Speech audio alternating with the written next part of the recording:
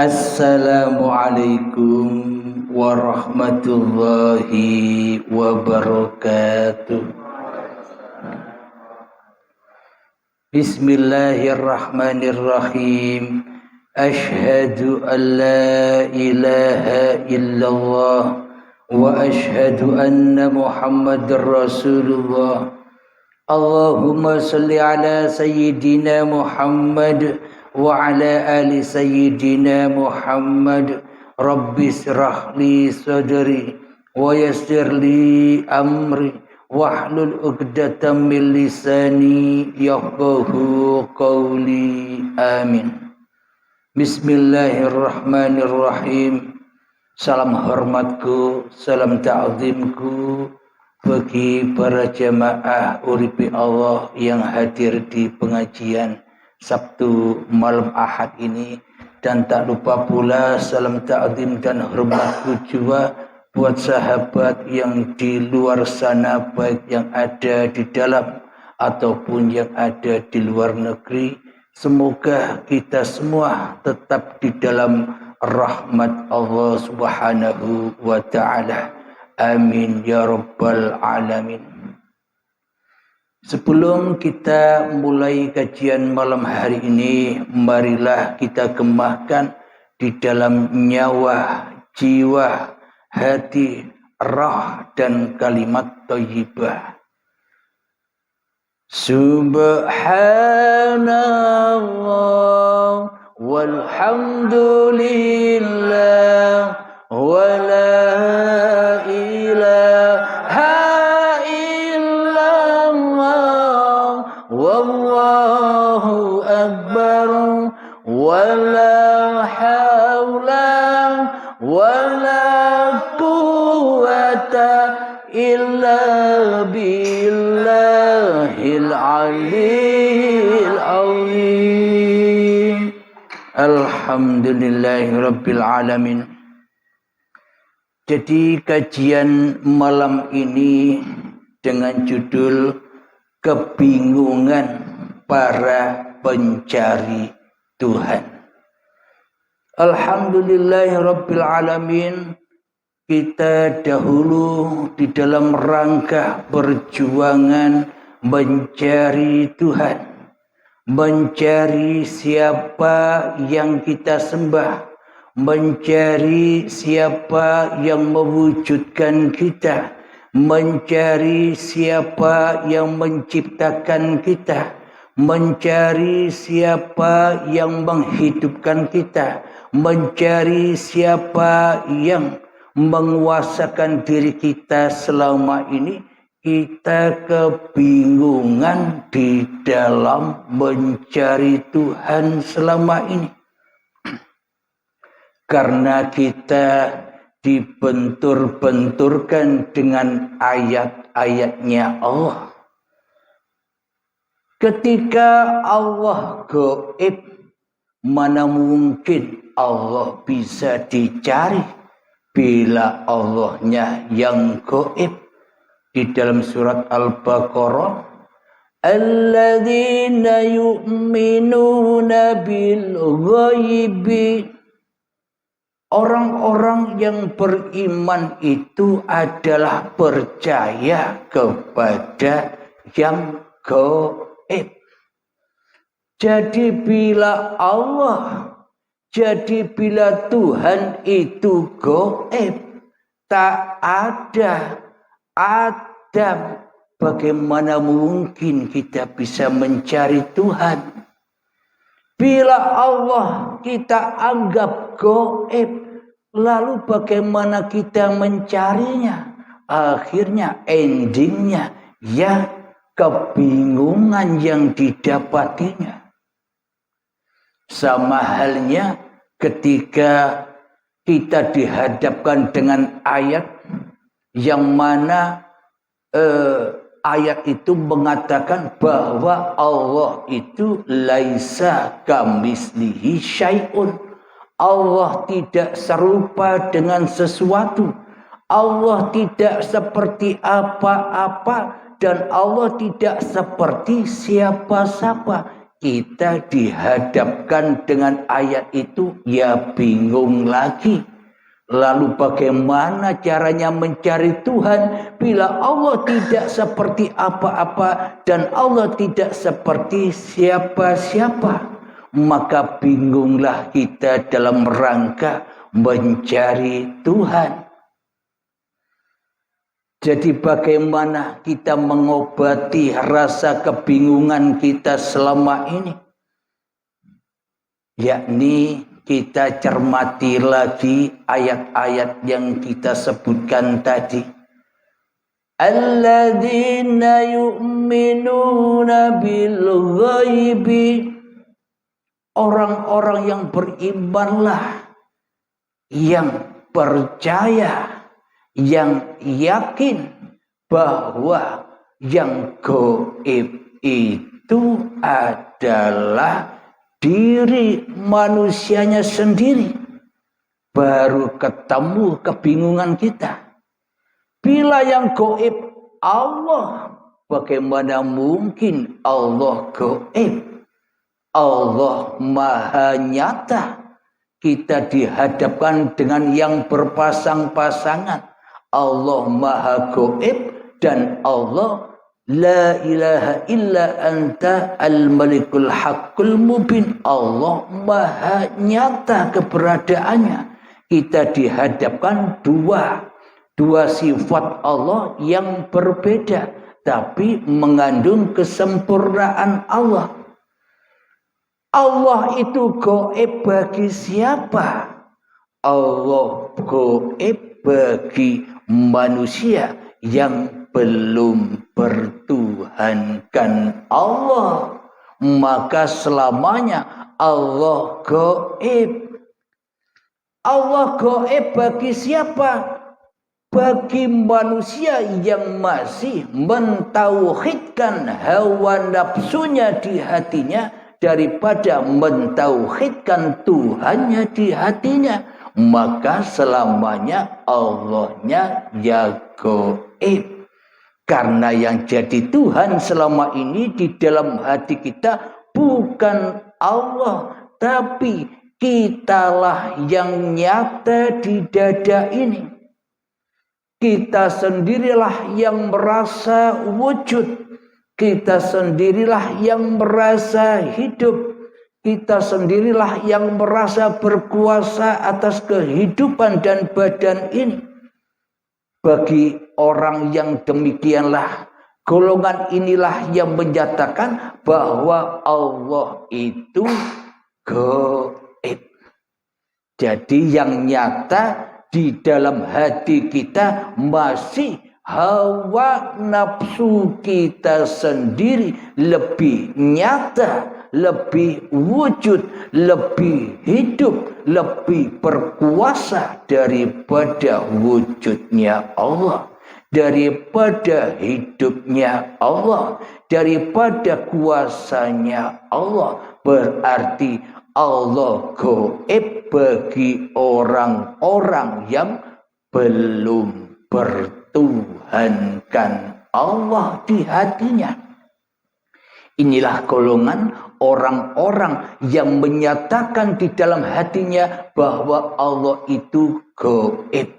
Tuhan itu gaib. Siapapun Anda, apapun agama Anda, aliran apapun diri Anda, bila Allah sang pencipta diri manusia Anda masih gaib bagi Anda, berarti Anda, kita semua belum bertuhan. Akan tetapi kitalah yang selama ini jadi Tuhan tanpa kita sadari. Kita selama ini ngaku-ngaku jadi Tuhan tanpa kita sadari. Apa buktinya? Allah Tuhan gaib. Allah Tuhan tak bisa apa-apa. Yang bisa apa-apa hanyalah diriku sendiri. Inilah tanda bukti yang sangat nyata, logika bahwa kita selama ini belum bertuhan.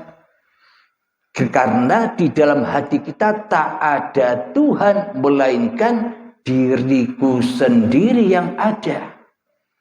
Inilah bukti bahwa kita belum bertuhan. Tanda-tandanya bagi kita Allahnya yang gaib. Allahnya ora wujud. Allahnya tak ada. Allahnya tidak bisa apa-apa. Lalu kalau Allahnya tak wujud, tak ada, tidak bisa apa-apa kecuali kita sendiri. Lalu bagaimana mungkin kita bisa bertuhankan yang tidak bisa apa-apa? Lebih baik kita mempertuhankan diri kita sendiri daripada mempertuhankan Allah yang tidak ada. Allah yang tidak bisa apa-apa. Nah, inilah kebingungan-kebingungan kita selama ini dalam rangka mencari Tuhan yang hak, Tuhan yang menciptakan diri kita, Tuhan yang menghidupi diri kita, Tuhan yang mewujudkan diri kita. Alhamdulillahirabbil alamin. Kita juga dihadapkan dengan ayat laisa kamislihi syai'un. Allah tidak serupa dengan sesuatu. Bagaimana mungkin kita bisa mencari Allah bila Allah tidak seperti apa-apa dan bila Allah tidak seperti siapa-siapa? Yang bisa seperti apa-apa, yang bisa seperti siapa-siapa hanyalah diri manusia kita sendiri. Selamanya kita takkan pernah bertemu dengan Tuhan yang menciptakan kita selagi kita yang jadi Tuhannya di hati kita. Jadi kita dihadapkan dengan ayat-ayat yang negatif dan yang positif. Ada yang mengatakan Allah gaib, ada yang mengatakan Allah nyata. Bagi siapakah Allah yang nyata? Bagi manusia yang sudah alladzina yu'minuna bil ghaibi. Jadi manusia yang menyadarinya bahwa diri manusianya lah yang gaib. Jadi bila manusianya sudah gaib, sudah tak ada, maka nyatalah Allah sebagai Tuhannya manusia. Jadi golongan siapa Allah itu nyata? Bagi golongan orang-orang yang sudah masuk dalam agama Allah, yakni agama yang selamat, bukan Islam. Islam itu kan nama, artinya selamat. Kalau kita mendewa-dewakan Islam sebagai agama, selamanya kita takkan pernah jumpa dengan selamat. Karena arti dari Islam itu selamatnya hati, pasrahnya hatimu kepada Tuhanmu yang telah menciptakan kamu. Jadi logikanya lebih wujud mana? Yang menciptakan dan yang diciptakan. Seolah-olah kita kan selama ini merasa lebih wujud daripada Allah. Ciptaan ini merasa jadi Tuhan daripada yang menciptakan. Ciptaan ini hanyalah makhluk, bukan sebagai khalik. Tapi ternyata selama ini kita lebih berposisi sebagai sang khalik di dalam hati kita daripada menjadi makhluk. Makanya kita tak mau dikatakan bahwa yang gaib manusianya, bahwa yang tak ada manusianya, bahwa yang tak jelas manusianya, bahwa yang tidak seperti apa-apa, bahwa yang tidak seperti siapa-siapa manusianya. Kita tak pernah rela dan ridho selama ini. Karena selama ini sifat-sifat itu laisa kamitslihi syai'un. Sifat Allah yang gaib kita sandarkan kepada Allah. Jadi kita kebingungan di dalam rangka mencari Tuhan. Karena kita tidak bisa menerobos ayat-ayat yang mutasyabihat. Ayat-ayat itu kita hanya dimengerti secara syariatnya saja, tidak dipahami secara hakikatnya. Alhamdulillahirabbil alamin. Kita dibenturkan lagi dengan ayat laisa kamitslihi syai'un tadi. Bila Allah, bila Sang Pencipta tidak seperti apa-apa dan tidak seperti siapa-siapa, lalu buat apa Allah meliputi apa-apa dan meliputi siapa-siapa? Ini ayat yang membingungkan bagi para pencari Tuhan. Bila Allah tidak seperti apa-apa dan bila Allah tidak seperti siapa-siapa, akhirnya hawa nafsu tetap menjadi pemenang sebagai rajanya hati, pemenang sebagai Tuhannya hati. Wong Allah tidak seperti apa-apa, wong Allah tidak seperti siapa-siapa, buat apa kita cari lagi? Biarlah dirikulah yang menjadi Tuhan atas diriku sendiri. Mentauhidkan hawa nafsunya daripada mentauhidkan Tuhan pencipta dirinya. Saking karena bingungnya di dalam rangka mencari Tuhan. Akhirnya banyaklah ritual-ritual yang dijalaninya. Ngamal-ngamal yang dijalaninya. Tafakur yang dijalaninya, sehingga tersiksalah manusia dengan kemakrifatan hawa nafsunya. Akhirnya manusianya menjaga makrifatnya terus agar dikatakan oleh orang lain sebagai orang yang sudah makrifat. Ya harus menjaga terus. Karena yang jadi Tuhan bukan Allah, tapi hawa nafsunya. Ya disiksa dengan menjaga terus makrifatnya hingga yaumil qiyamah. Alhamdulillahirabbil alamin. Jadi kita harus tahu siapa diri kita ini. Di dalam surat Al-Insan ayat pertama Allah sudah memberi kabar. Bukankah dulu pernah tiba kepada dirimu ketika kau belum bisa disebut-sebut? Manusia tak bisa pernah menyebut bahwa dirinya manusia. Kapan? Sebelum kau terlahir.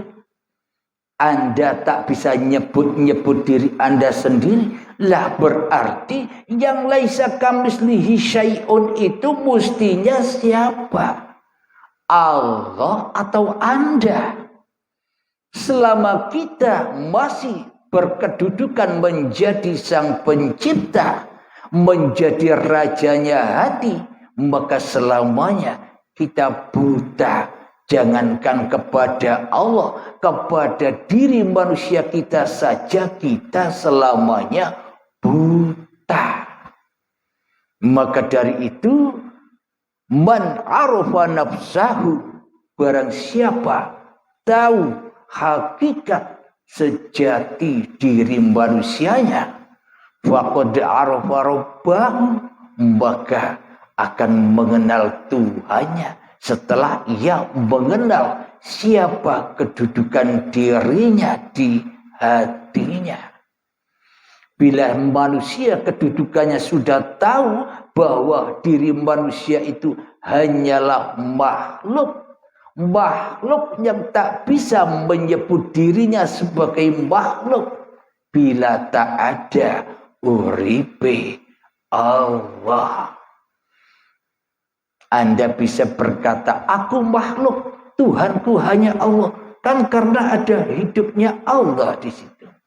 Bila Anda jadi mayat, apa Anda bisa menyebut bahwa Anda makhluk?